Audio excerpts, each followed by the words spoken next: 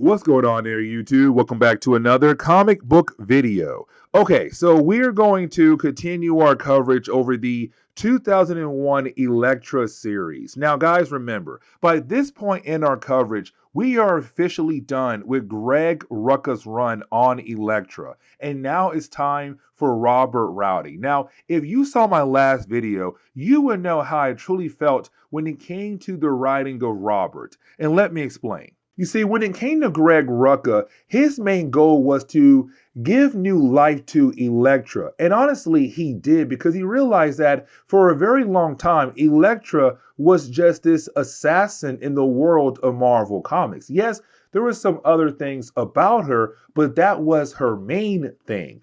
And so when it came to Greg Rucka, he was all like, can I actually turn the character of Elektra into a proper hero? And so he did. It was one heck of a run. But then after Greg left the title in issue number 22, well, Marvel wanted the title to continue on. They realized that book was still somewhat selling.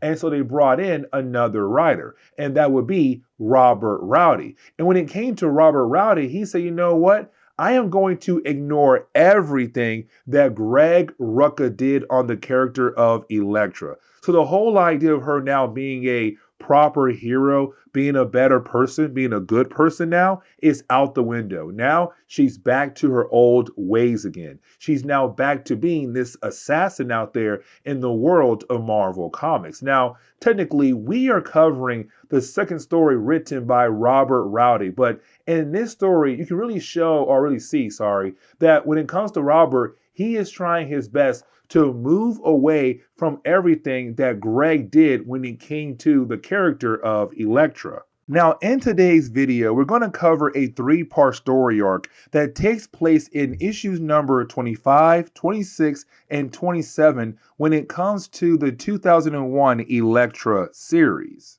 Now, the opening pages of issue number 25, we get the chance to actually learn about the character Elektra is going after, her target, and that would be a character known as Bridget. Now, I already know that I cannot pronounce her last name, and I'm not even going to try at all. So guys, please forgive me there. Now, when it comes to Bridget, we do learn that she's actually a dictator to a small country in Africa called the Jonda. And I really hope I pronounced that word correctly. If not, please let me know in the comments below. Now, we do learn early on that Bridget is very rude to other people. You see, right now she's in London. Now, technically, she's in London for some business stuff for her country, but in reality, she's currently just there for, well, shopping. Now, we do learn early on that she also has a son, and his name is Ibram. Now, Ibram is going to be very important for the story arc, especially in the second chapter. Now, like I said earlier, we kind of see that for Bridget, she's very rude to everyone else around her, including her own son as well. But once she's done shopping, she calls her son and her guard so that they're able to leave and go back to the hotel. Now, when it comes to Bridget, once she's able to make it back to her hotel room, she realized that she is on TV. You see, CNN is doing a special report about her. And let me explain. You see, in her own country right now, she's not loved by anybody at all. The entire country hates her guts. And let me explain why. You see, in our country, there are two different tribes, the Okala tribe and also the Pedi tribe. Now, we learn very quickly that Bridget is part of the Okala tribe, but ever since she became the actual leader of that country, well, she has done everything she can to mistreat the other tribe, the Pedi tribe. Here is one example. If you are a woman, you are technically being forced to join the brothels and, service the men of the army of that country. And even though you don't want to be there, you have no choice. Your leader says if you are a PD woman, you have to work at this brothel and service the men of the army. And so we learn very quickly that there are a lot of people in our country who want to see her dead. Now, CNN, they also announced that there is a possibility that the reason why she's in London is not for actual business, is so that she can actually shop. Now, after all of that, you didn't have her say, you know what, I'm gonna go ahead and go to bed for the night. The problem is, though, outside her window, there is Elektra. Now, we already know why she's there for. She is there to kill off Bridget.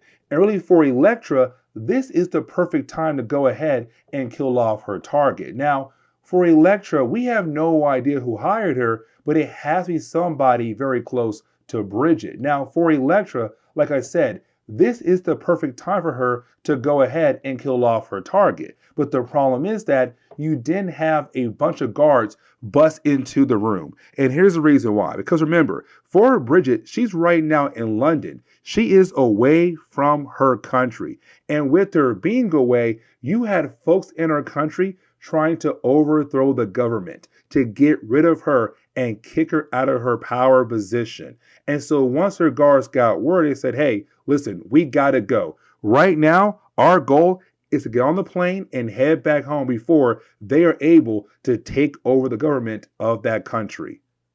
And so for Elektra, she now needs a new game plan when it comes to her being able to kill off Bridget. Now, once you have Bridget being able to make it back to her country, we continue this trend of realizing how evil she truly is. Let me explain. Because once she gets back to her country, she tells her main guard, like, hey, listen, I need you to go ahead and offer those guys who had taken over that government building amnesty. And her main guard, he does what he's told to do. Now, the next morning, she then tells him, okay, cool, listen, so I heard they took our offer, and guess what?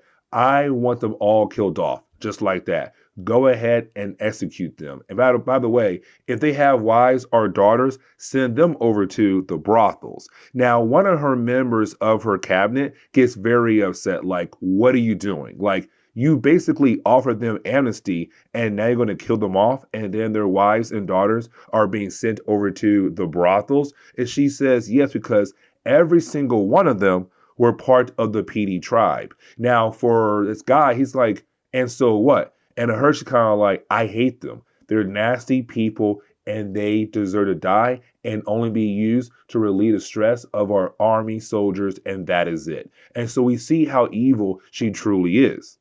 But then later on that night, we pick up with Elektra. Now, this is Elektra just trying to pick up where she left off at in London, which is killing off Bridget. The problem is that to get into the bedroom of Bridget, you need to have clearance for a retinal scan. And somehow Elektra was able to get that clearance into the bedroom of Bridget. Now, for Elektra, this is great. And the reason why, because now she is able to finally finish this job, kill off her target. Except when she goes to kill off Bridget, she finds out Bridget is not there at all. Instead, it's her main security guard. Somehow he knew that Elektra was coming, and so he told his boss to switch spots with him. And so right now, Bridget's in his bedroom and he hid in her bedroom. And for the security guard, his main goal now is to find a way to kill off Elektra. And that is just the ending of the first chapter. And so as we dive into the second chapter, we then jump back 3 weeks ago where we pick up with a character known as Babin. Now, we saw Babin in our last chapter at the very end. He was the guy who was very upset with Bridget once she gave those rebels amnesty, but then decided to kill them off the next morning and then send their wives and daughters over to the brothels. Now remember, she only did that because they were all part of the PD tribe. And so we learned that Babin is also part of that tribe as well. And so he was very upset to hear that all those people were sent to their death. And so for Babin, he was the one who hired Elektra. Now we do learn a tad bit more about the actual history of Bridget. You see, we learned that apparently for Bridget, she was not the original leader of the country. Matter of fact, it was her husband. You see, he died many years ago, but apparently she made sure that word of his death did not get out to the public. And the reason why? To give herself enough time to actually take over that leadership role where her husband had left off at. Now, once she was able to get that role, we then learned that apparently for her husband, he also hated the PD tribe as well, but the only difference was that he still allowed them to do whatever they need to do to survive in the country. But once you had her take over, everything changed. She began to go after every single member of that tribe, killing them off or sending them over to the brothels. And then she took all their property and all their items as well and put their items inside her treasury. And so for Bobin, it's kind of like, listen, she's been hitting my tribe for so long. I'm tired of it. I need you to kill her off. And for Elektra, it's kind of like, hey, as long as you pay me, the job is going to get done. Now, for Elektra, right after she was able to accept that job offer, she realized that she just can't go straight after Bridget because she is a leader of a country. And so for Elektra, that means she needs some time to observe Bridget, to learn more about her. And so you have Elektra begin to watch over her security team, to watch over her son, to gather all the info she needs to find the best way to get close to Bridget. And she realized the best way to do that is to use her son, Imran, because Imran believes that he is some kind of player, that he's some kind of ladies' man, because this man believes with all the money and power he has, he can have any girl he wants in the world. But on top of that, he loves hot European women. And so for Elektra, she fits that bill perfectly. And so you have her pretend to be this hot European woman who wants to be with him. But while pretending, she's then able to collect all these different pieces of information about Bridget. Like, for example, when she goes to bed, it's always at 9 o'clock. And that truly explains why we saw Elektra outside her hotel window at 9 o'clock trying to kill off Bridget. Now, for Elektra, she realized that she had just lost her opportunity to kill off Bridget. But then she realized, wait a second, I still have a way to get close to Bridget, and that would be her son, Ibrahim, because that man lives in the palace as well, back in the home country. But at the same time, the man also loves hot European women. And for Elektra, she fits the bill perfectly. And so you have Elektra go right back over to him and continue to flirt with him. Now, with her being able to do that, he's all like, listen, I have fallen in love with you. And so my goal now is to find a way to sneak you into the palace, really sneak you into the country first, and then find a way to sneak you into the palace so that we're able to spend more time together. And so for Elektra, she just found her best way to get inside the palace, but to also get a way to get close to Bridget, to basically kill her off.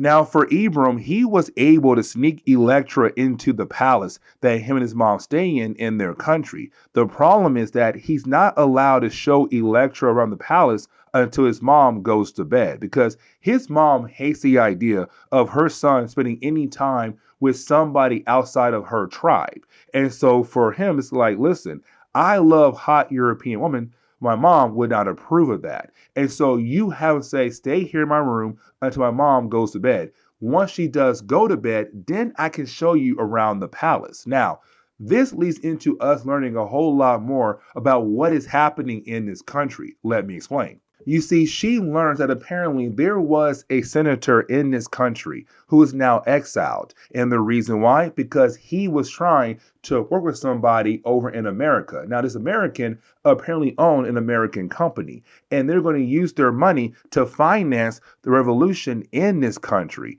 And apparently for the American company, they would get a major tax break if they were able to actually finance the revolution in this country. Now, for Elektra, she realized that she had just killed off a target a while back in a strip club. Matter of fact, in our last video. But either way, she remembers that one of the guys she killed off said about how this company is trying to, help out this country to have a revolution so they're able to have a huge major tax break.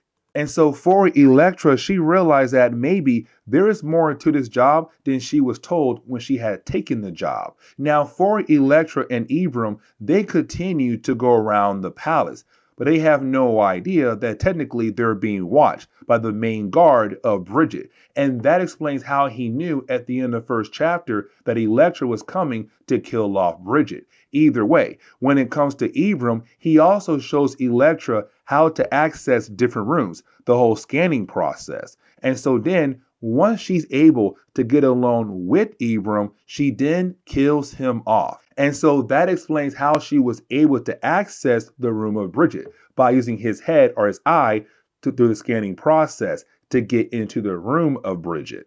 And this leads us back into the present moment because you did have Elektra trying to sneak into the room of Bridget to hopefully kill her off. But unfortunately, she found the main guard for Bridget, who knew that she was coming. And so he asked his boss to switch rooms with him. And so now Elektra is being told that this room is going to be completely surrounded by guards very soon. Now, for Elektra, she realized there is a small dog in the room, and she uses a small dog as a way to distract the guard long enough so that she's able to kill him off, but to also jump out the window. And so by the time the rest of the security team arrive to stop her, it's too late. She had already jumped out the window. And so now that's the ending of the second chapter. So as we get into the final chapter of this video, it's really more of Elektra just trying her best to get away from all the guards